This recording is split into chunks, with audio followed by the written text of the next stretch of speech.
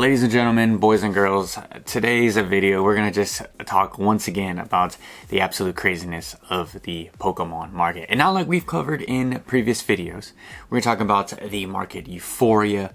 We're going to talk about why we need a Pokemon correction in the soon to come future, capital and greed and lessons from the market. I really got inspired to make this video after watching the godfather of Pokemon investments, Rudy from Alpha Investments. He also invests in Magic and all that stuff. I'm going to leave his video right around here. So if you go on YouTube right now, you're on YouTube right now, you can see all the recommended video to prismatic evolutions, to Pokemon markets, etc. It's just the content is just flowing like water when it comes to the Pokemon space. And right now there is just total market euphoria.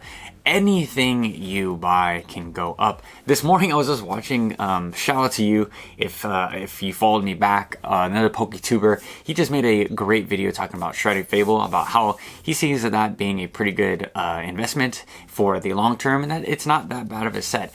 It's stuff like that reminds me of investing bull markets like crypto or the stock market, where you can pretty much buy any little stock or little coin, and then once we're in full bull market effect, that tiny project, even though it's not that good of a project, is going to rise with the tide. For example, Shrouded Fable. Shrouded Fable, I believe, is like the only thing you can get on the Pokemon Center right now as a Pokemon Center ETB.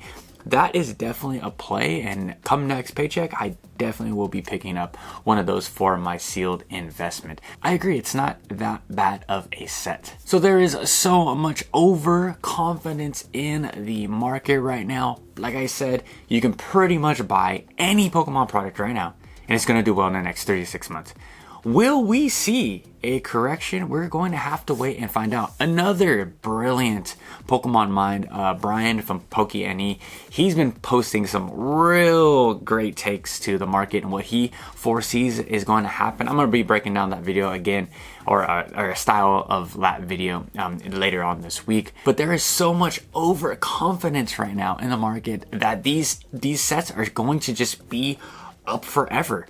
And I'm here to tell you guys that is further from the truth. As much as I really want Journey Togethers to do great and battle partners for me in Japanese, I think that it is going to do great, but we don't know how much is allocated. We don't know how much these top chase cards are. Is it going to actually flop? There's so much to be determined for that set. And again, nothing is promised. This could be the set where people are so excited. They're like, oh my God, the ETBs are going for $300. This is just a money printer glitch. It's going to go up. What happens if Pokemon just decides to print this into the ground, corrects the market, crashes? What happens is, when I talk about overconfidence in the market, people are going to start to panic. People are going to start to sell stuff that they necessarily don't even have to sell. All the newbies out there that are new to the hobby, collecting and investing, they're going to look at some of their sealed product like, oh my gosh, this is a dud. Twilight Masquerade, oh, I'm going to sell at a profit right now. It topped.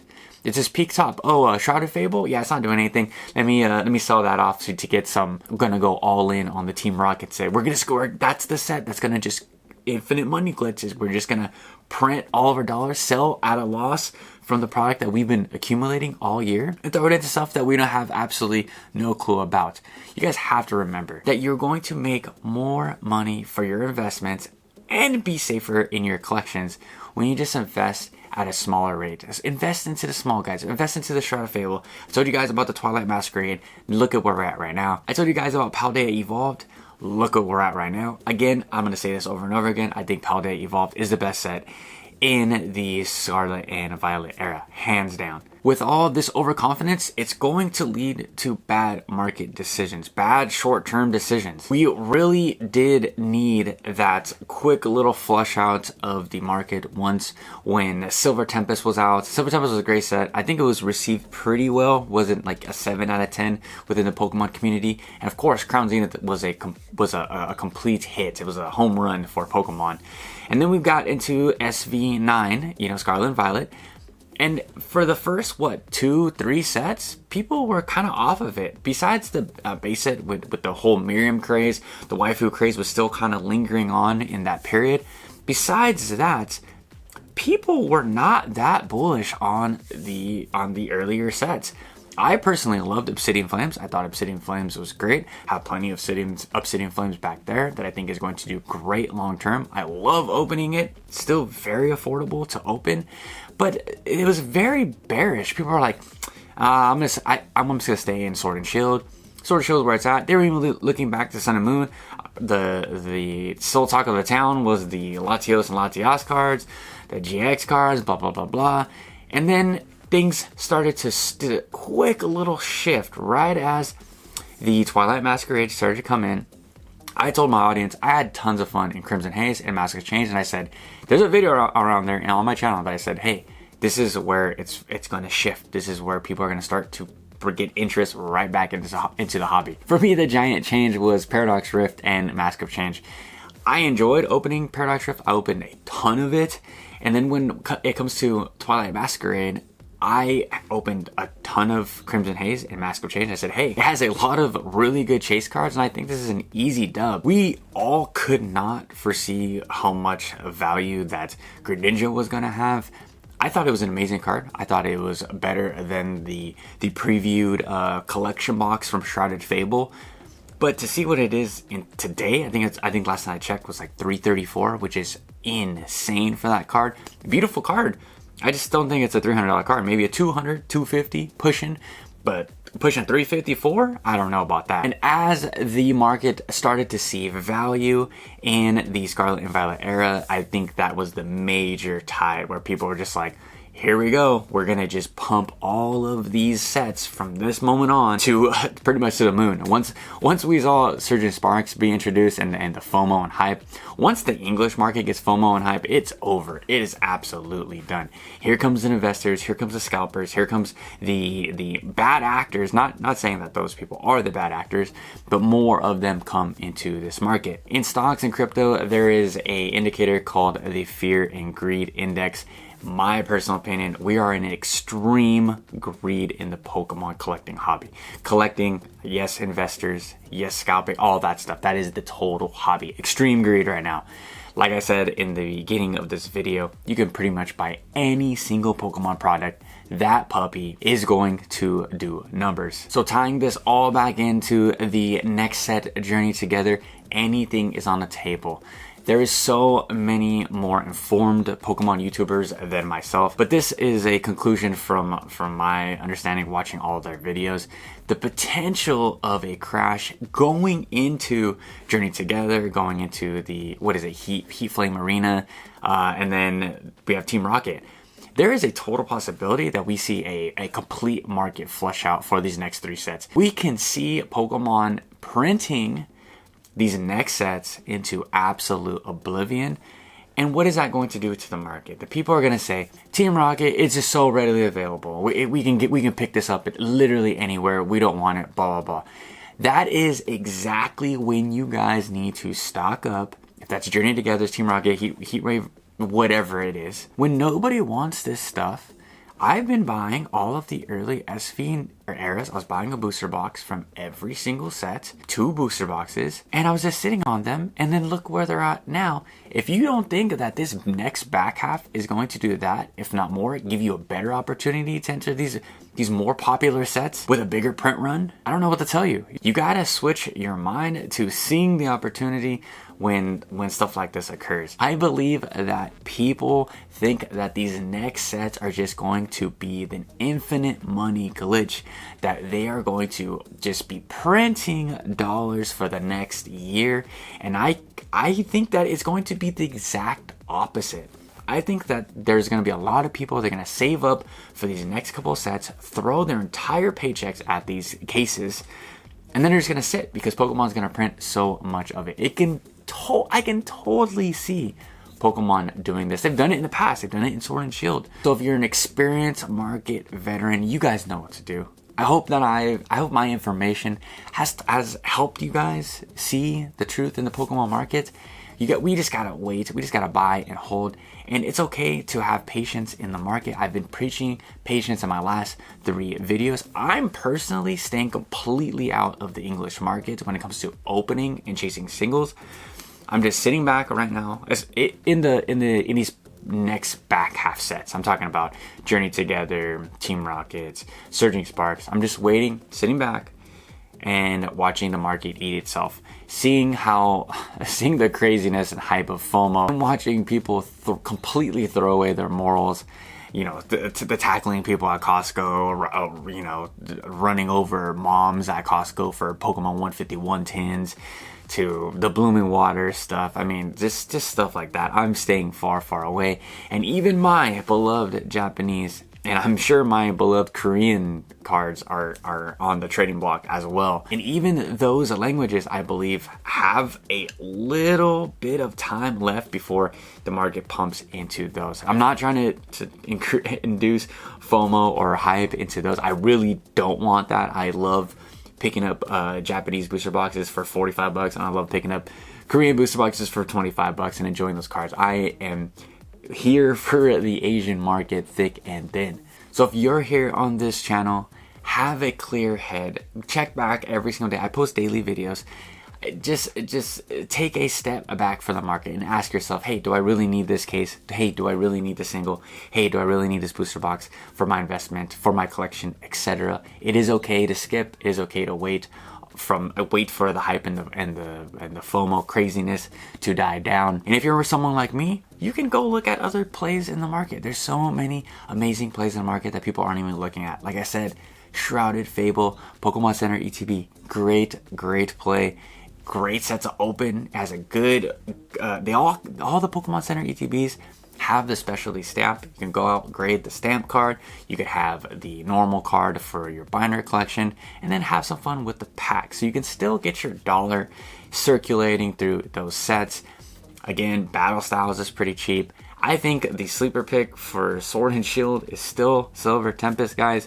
It is very readily available. I just picked up a Vivid Voltage booster box. I'll be picking up more of those in the future. Just stuff like that. Go to card shows. I just got back from a card show. There's so many great deals, especially for you investors. Talking to you investors, guys are like, well, I need the newest product. I need to get in at, Trassel Festival. I need to get to the Prismatic Evolutions. I can't get it, so I'm just going to overpay because I know it's going to do well, in the next 3 to 4 years. Sure, maybe, or it gets printed into the ground. Or you should have invested into Paldea Evolved at $90 a booster box, and now it's doing, over 200. So that is the move. You have to look at moves that aren't just right in your face. Where everyone is just focused on the Evolution sets and the Team Rocket sets, you have to look elsewhere. So to reiterate this entire video, embrace the market downturns. We know that they're coming. For all you veterans out there that you've been here for many years in the Pokemon collecting hobby space, they're coming. You know they're coming. These Pokemon's gonna decide to reprint, and they're gonna print some stuff into the ground. And if not, it is what it is. You just take a step back, you breathe, and you move on to the next opportunity. There's always gonna be more shiny cardboard. There's always gonna be more fictional Pokemon characters. There's always going to be a play. So just don't be upset that you missed out on the Evolution set. Don't be missed out if you missed out on the Evolving Skies. There's gonna be products for you to rip, to collect, to open, to invest. There's gonna be product what I've learned in this market is that there's always going to be opportunities, even when you think that you missed the mark. So many times I'm like, Evolving Skies is done, I'm not gonna get any more Evolving Skies. I go to my Target, I find a collection box for 20 bucks or on sale, $15 at Walmart. Cool, there's Evolving Skies. I get to open some Evolving Skies. I just did one of those collection box opening videos not too long ago. It's plays like that to just refresh my memory, to be like, hey, even though you think you missed the mark or you missed the opportunity, there's going to be plenty of opportunities. I still might open some Evolving Skies down the road. Who knows what collection boxes are in my future. Bullet point number 2, avoid impulse decisions. Even though the market is going up and you think that you can buy literally anything and it's going to go up, have a plan to sell, set a Pokemon budget goal, because this up stuff is not forever. Impulsive decisions will absolutely kill your collection and absolutely kill your investments. Definitely will kill your investment.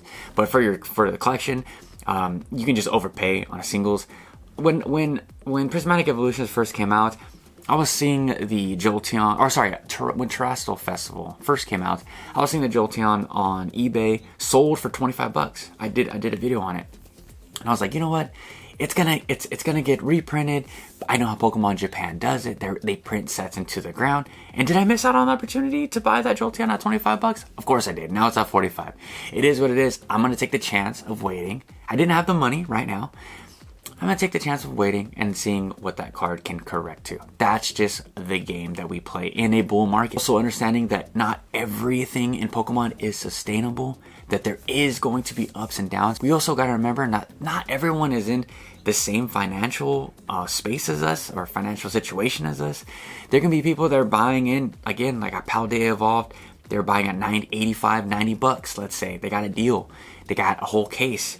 Well, now that's at, close to 200, 210, 220. They're going to sell and take profit because maybe they have a wedding coming up. Maybe they have, something coming up in the future. And that's just a time that the market's just going to start wobbling down. Hey, I made 2-3x my money. Cool. I'm out. Same thing with me when I sold my Chilling Reign and some of my Fusion Strike. Hey, I made 2-3x. Cool, I'm out. I still have some for my collection. I'm happy. Everyone has so many different goals, so it's important to have one. And lastly, we have to remember that sustainable markets require a decline to remain healthy. I can't stress this enough. We're going to talk about this again going into the Gen 10 sets after this, all this stuff is done. We know what's gonna happen. The Gen 10 Pokemon is gonna be the water beaver and cats, fire cats, and everyone's gonna be like, these things are terrible. We can't. No one is gonna want this in 20 years. And this set is garbage. Just throw it away. It's $75 a booster box. We don't need it. It has a promo now. They all have promos now. The promos are worthless, but yada yada yada. And then we're gonna be right back to where we are, Gen 10, halfway through. Oh my gosh, I can't believe that I slept on the Gen 10 the set 2. I can't believe I slept. It's just a revolving door. You guys just gotta predict that. I know the beginner YouTubers or beginner just people online in general that just haven't really seen a market like this before, the ups and downs, and they just think that it's going to be up forever, and they just have a short-term memory of some of their picks early on. But it's just a part of growing. It's a part of learning in the hobby. And the hobby's always changing, but again, the hobby also has these same tendencies. So kind of a long form video today, a lot of yapping. Let me know what you guys think about the market. What are you guys doing? What are you guys picking up? How are you guys dealing with all the hype and the FOMO? Let me know that or anything in the comment section down below. Till tomorrow, catch you guys with a fresh new video. Peace out.